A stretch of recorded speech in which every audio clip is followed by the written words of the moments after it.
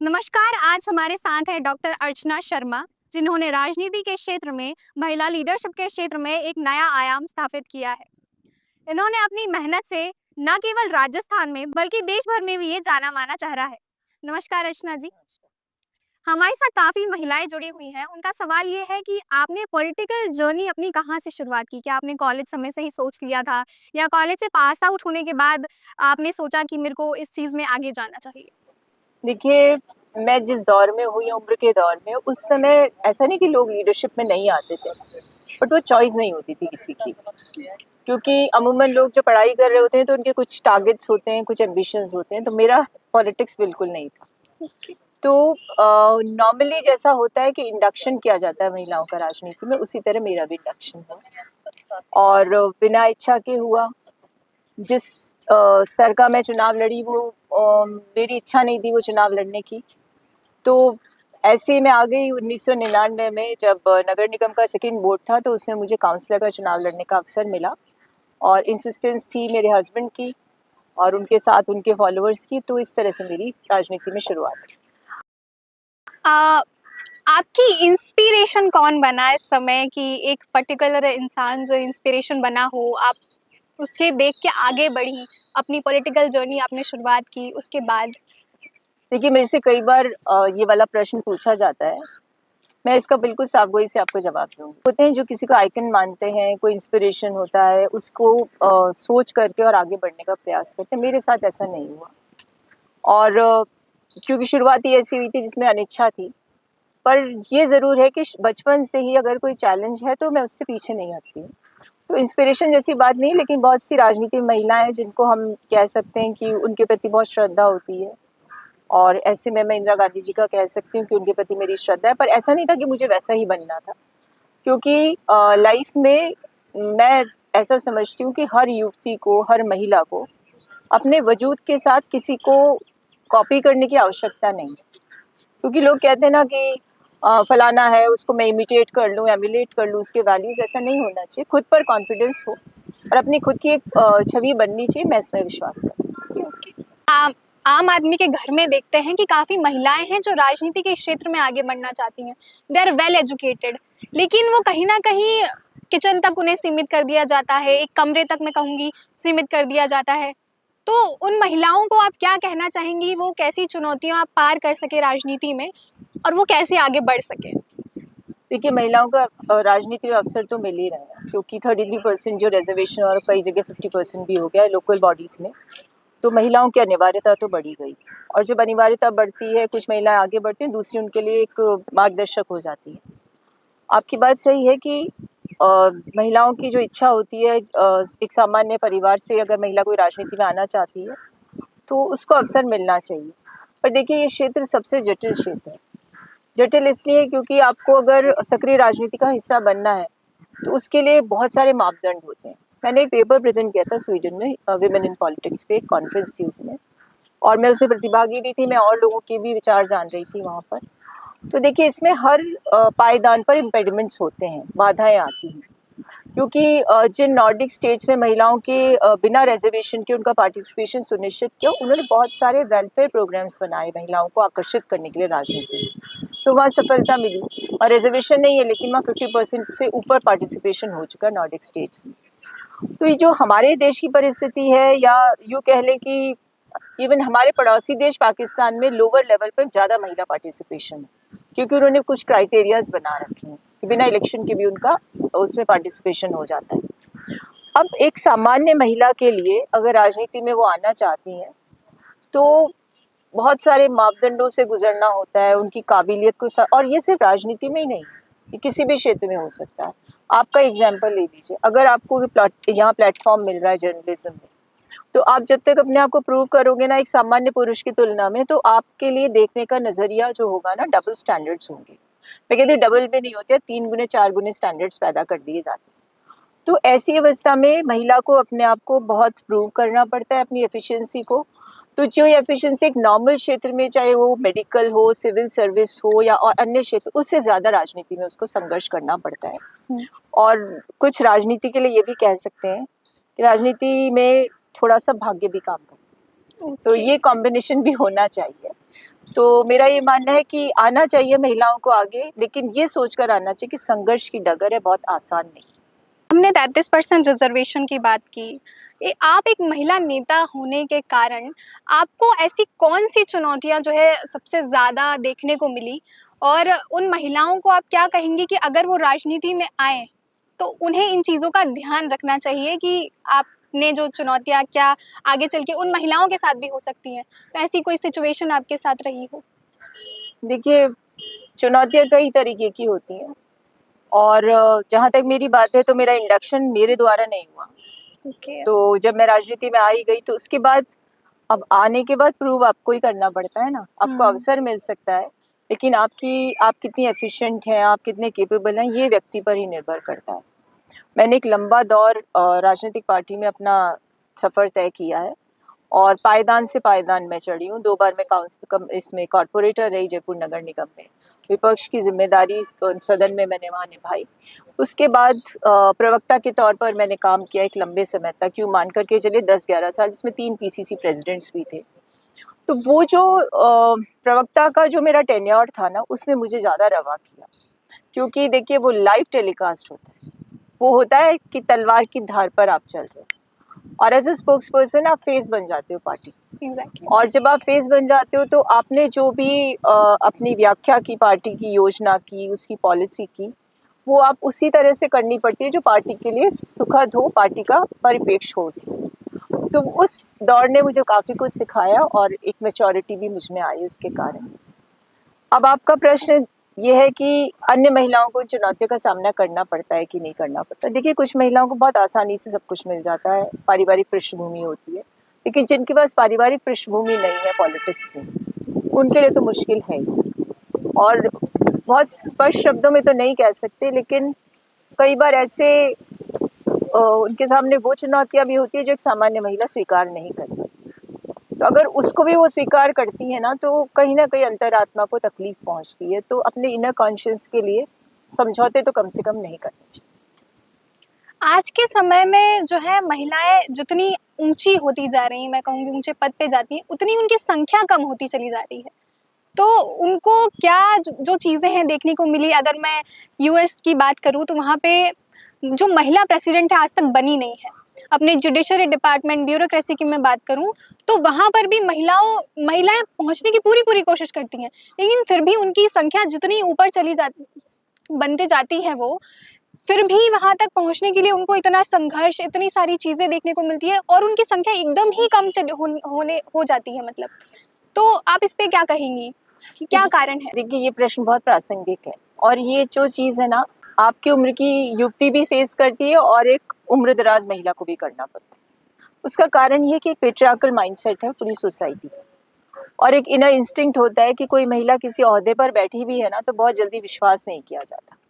अब for example, कोई महिला या अच्छी डॉक्टर है मान लीजिए, लेकिन उसके साथ दूसरे पुरुष भी डॉक्टर, वो इतना कैपेबल नहीं है, तो भी जो एक मानसिकता है ना, चाहे वो महिला की हो चाहे पुरुष की हो, वो एक बार की उस महिला पर विश्वास करने की जगह उस इनएफिशिएंट पुरुष पर विश्वास करने लग जाते हैं। तो ये सार्वभौमिक सच्चाई है कि महिलाएं चाहे यूनाइटेड स्टेट्स की हों, चाहे इंडिया की हो, चाहे यूरोप की हो, कहीं की भी हो, उन्हें इस दुविधा का सामना करना पड़ता है। और मान लीजिए किस्मत से या फिर अपनी मेहनत से कोई महिला कहीं पहुंच भी जाती है, तो वो न्यूजीलैंड की प्राइम मिनिस्टर का एग्जाम्पल मैं हमेशा देती हूँ। वो अच्छे पद पर पहुंची, बहुत अच्छे काम भी कर रही थी, एक छोटे से बच्चे की नर्चरिंग भी कर रही थी, और उसके बाद अचानक क्या हुआ ऐसा कि उनको सदन में कहना पड़ा कि मैं बहुत सारी एनर्जी के साथ आई थी, अब मेरी सैप हो रही है एनर्जी, मेरा टैंक खत्म हो गया है।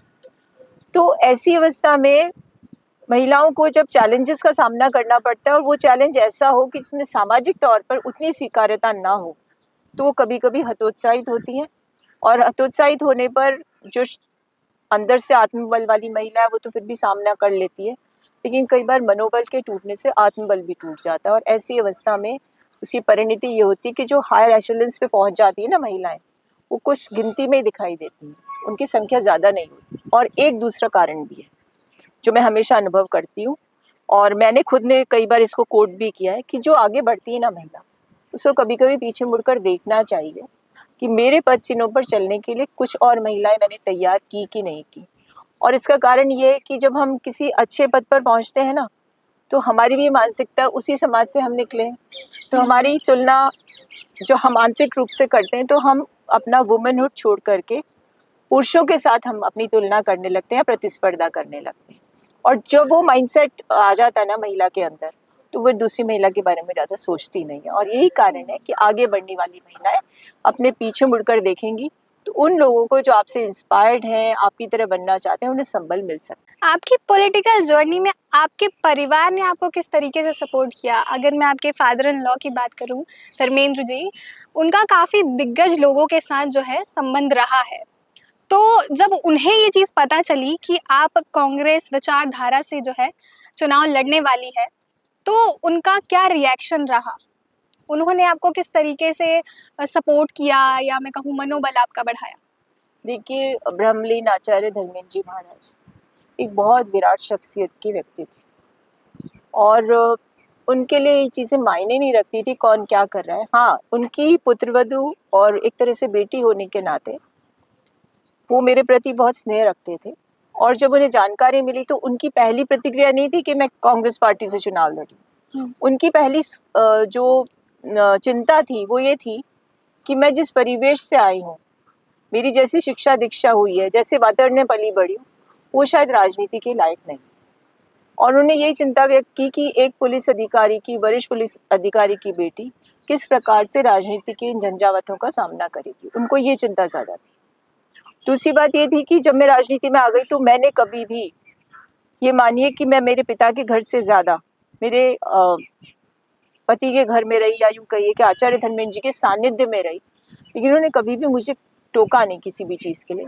सिर्फ मुझे ऐसा महसूस होता था कि उनको कभी कभी ऐसा लगता है कि ये राजनीति की जो डगर है, बड़ी मुश्किल डगर है, कहीं ऐसा ना हो किसी कारण से दो परिवारों की प्रतिष्ठा पर कोई आ जाए। तो इस चीज़ को मैंने भी महसूस किया, और मैंने कभी ऐसा कोई काम करने का प्रयास भी नहीं किया, ना मेरे ऐसा कुछ हुआ जिससे कि इस तरह की बात हो।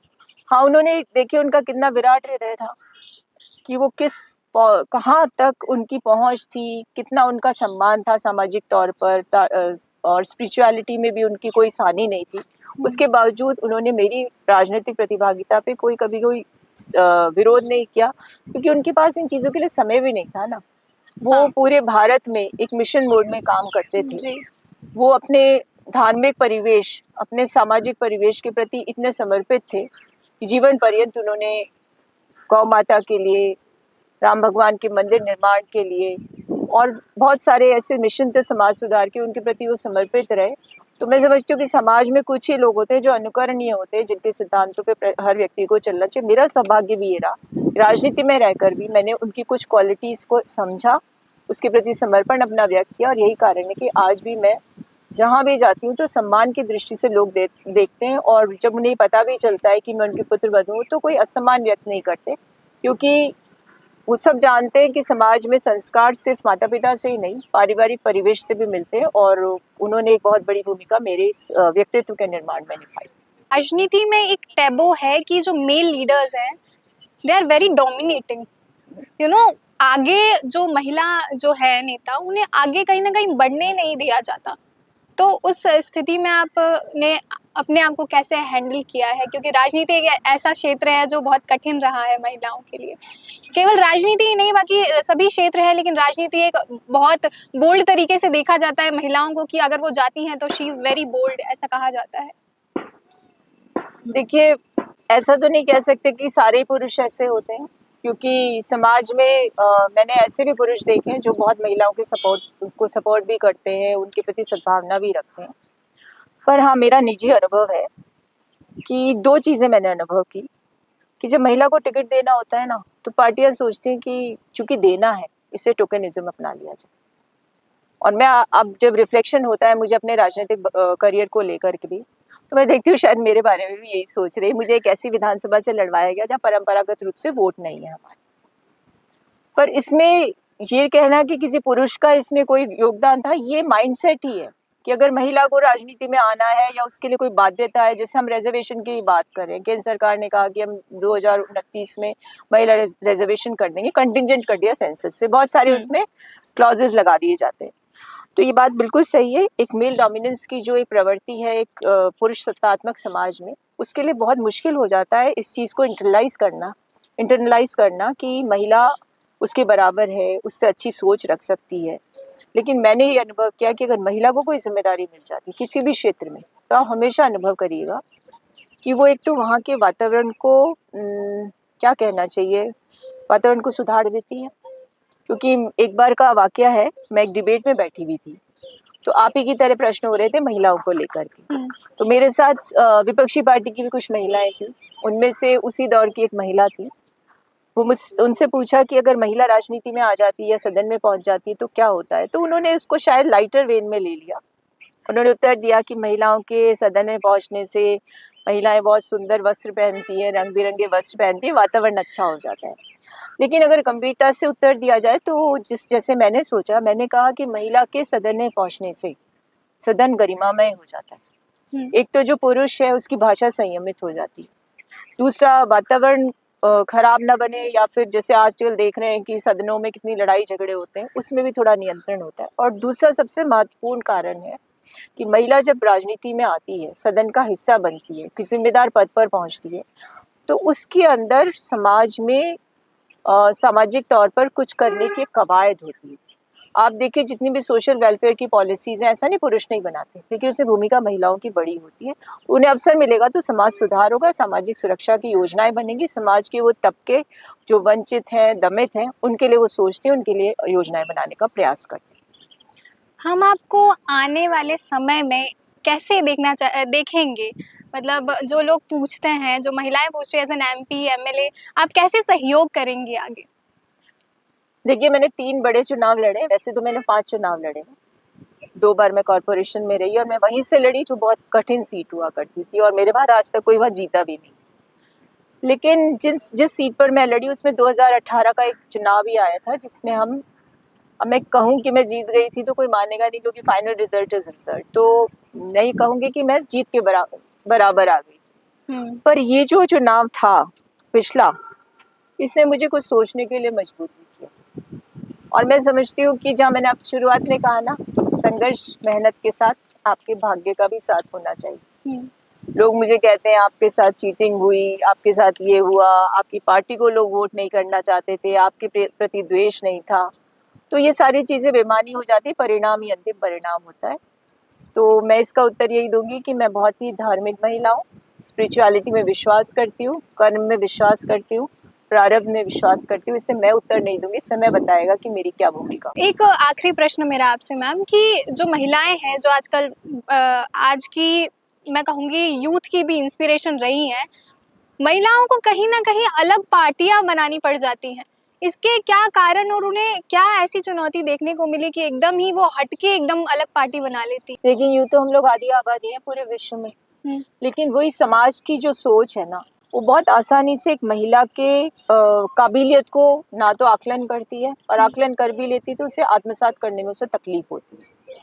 और जब वो उसको इस तरह से देखते हैं कि ये कह भी रही है, इसकी मानसिकता भी अच्छी है, तो भी उसमें कमियां निकालने का प्रयास करते हैं। तो महिला को फिर अपनी काबिलियत साबित करने के लिए कड़े कदम उठाने पड़ते हैं, कठोर निर्णय लेने पड़ते हैं। आपको ध्यान है, इंदिरा गांधी जी को भी एक बार ऐसा अवसर आया था कि पार्टी में उनकी स्वीकार्यता नहीं थी, लोग उन्हें गूंगी गुड़िया तक बोलते थे, और वो फिर विपक्ष ने उनको दुर्गा की उपमा दी। उन्होंने सिर्फ इतिहास ही नहीं बदला, भूगोल बदल दिया विश्व का। तो महिलाओं में शक्तियां तो असीम है, और कहते हैं ना, दुर्गा, सरस्वती और लक्ष्मी, ऐसा कह करके महिलाओं को उपमाएं दे करके नवाजने का प्रयास तो करते हैं, लेकिन वो सिर्फ औपचारिक तौर पर या वर्बली उनका सम्मान है। अगर उससे आत्मिक रूप से स्वीकार कर लिया जाए तो शायद ये परिवेश बदल सकता है। मैंने आपको शुरू में ही कहा था, महिलाओं को बहुत कठिन संघर्ष करना पड़ता है, काबिल होने के बावजूद उनको अपने को दोहरे मापदंडों पर खरा निखारना पड़ता है, अपनी स्वीकार्यता बनाने के एक लंबा संघर्ष करना पड़ता है, और उन स्थानों पर भी संघर्ष करना पड़ता है जहाँ पर एक आम पुरुष करने से घबराता है। मैं तो खुद अपना उदाहरण दे सकती हूँ, जिस सीट से मैं लड़ती हूँ उसे हमारी पार्टी ये मानती है कि बहुत सुविधाजनक सीट नहीं है, उसके बावजूद एक इतना बड़ा कॉकस मेरे खिलाफ हर चुनाव में तैयार हो जाता है। तो सारे पुरुष ही, एक आध महिलाएं भी जुड़ती हैं उसमें। तो और उनका लक्ष्य ये नहीं होता कि उन्हें टिकट मिल जाए, उनका लक्ष्य होता है मुझे ना मिले। तो ये भी एक मेल डोमिनेटेड माइंडसेट का ही पर्सपेक्टिव है, जो किसी आगे बढ़ती महिला, काबिल महिला को पीछे खींचने का प्रयास करते हैं। उसकी काबिलियत, उसकी जो कैपेबिलिटीज़, उसकी जो क्वालिटीज़ हैं, उसकी तो बराबरी नहीं कर सकते, तो उसको किसी न किसी स्वरूप से पीछे धकेलने के लिए वो सामूहिक रूप से गठजोड़ बना लेते हैं। और ये गठजोड़ जो है उसी की परिणति है कि महिलाएं कठोर निर्णय लेकर के और बड़े कदम उठाने का प्रयास करती हैं और कई बार उनको सफलता भी मिलती है। मैं टाइम मैनेजमेंट के बारे में आपसे बात करूंगी, क्योंकि आपको एक बोल्ड लीडर की तरह भी काफ़ी जो महिलाएं प्रेज करती हैं, तो आप कैसे सारी चीज़ें मैनेज करती है, फैमिली, आपकी खुद की राजनीति लाइफ और personal life, how you give time to everything? देखिए, एक और मेरे जीवन के साथ जुड़ी बहुत दिलचस्प घटना है। जिस समय मुझे नगर निगम में टिकट मिला था फर्स्ट टाइम, तो मेरा बच्चा 2.5 महीने का था और उस समय आप सोच नहीं सकते कि, और मुझे मालूम भी नहीं था कि मुझे चुनाव लड़ना है। तो वो जो समय था उसने बहुत कुछ सिखाया मुझे और टाइम मैनेजमेंट वहीं से आ गया। पर ये भी कि महिलाओं को कहते हैं ना मल्टीटास्कर होती हैं, हाँ और हमारे अंदर ना एक संवेदना का पंख होता है, पता है आप जी, महसूस बिल्कुल करती होंगी ना। बिल्कुल तो वो बिल्कुल। संवेदना का पंख जो होता है ना, सबसे पहले अपने परिवार के प्रति समर्पित होता है। तो महिला को यदि किसी कार्यक्रम में जाना है और बच्चा छोटा है, तो वो 4 बजे उठ जाएगी। वो अपने हाँ परिवार का सारा काम करके, बच्चे की तैयारी करके, भले ही उसके घर में कितने लोग हों संभालने वाले, कितने भी उसको मेड्स हों, हेल्पर्स हों, लेकिन उसके बावजूद अपने बच्चों की ज़िम्मेदारी बहुत बमुश्किल किसी और पर छोड़ती है। तो वो उसके अंदर नैसर्गिक गुण होता है, नेचुरल क्वालिटीज़ होती हैं महिलाओं में, कि वो अपने कामों को, अपने दायरे को समझ करके उसका निर्वहन कर लेती हैं। तो इसमें तो कोई दुविधा नहीं है। एक सवाल बड़ा होता है कि कोई भी क्षेत्र हो, केवल राजनीति नहीं, जैसे डॉक्टर की मैं बात करूं, आईएएस ऑफिसर्स की मैं बात करूं, महिलाएं जिस भी क्षेत्र में हैं उनको उस तरीके का माहौल, मैं कहूँगी, नहीं मिलता जैसा वो चाहती हैं, क्योंकि एक मेल डोमिनेंस वाली चीज़ आपने बोली, और काम जो है इतना सिर पे डाल दिया जाता है कि एकदम परेशान होके वो ये तक डिसीजन ले लेती है कि I will resign this post. तो आप क्या कहेंगी इस पर? देखिए, 2 चीज़ें हैं।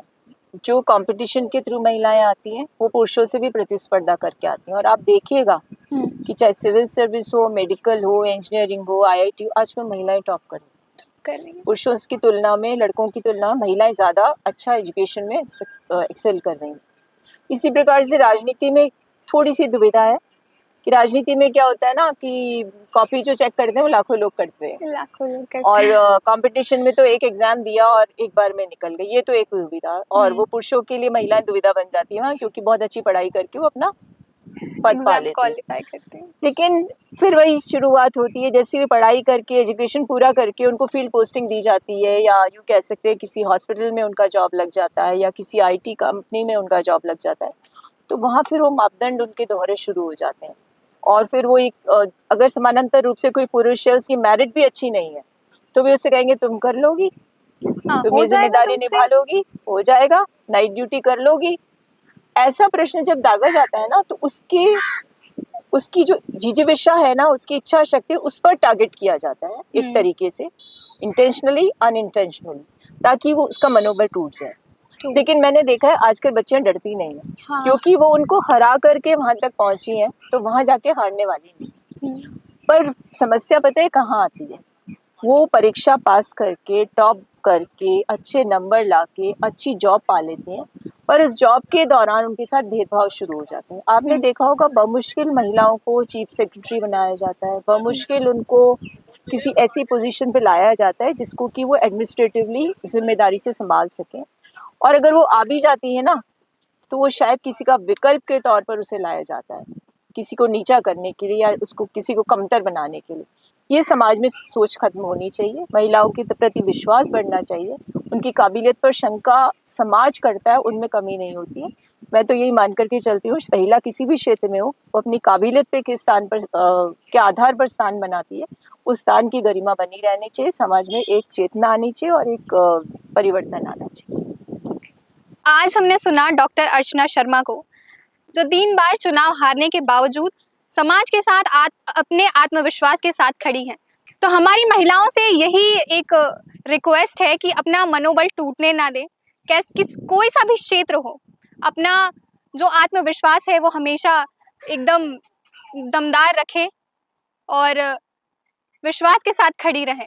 चुनौतियां आपको कभी कमजोर बनाने नहीं आती हैं, बल्कि आपका मनोबल आपको मजबूत करके चली जाती हैं। तो कोई भी हार आपकी आखिरी नहीं होती। धन्यवाद।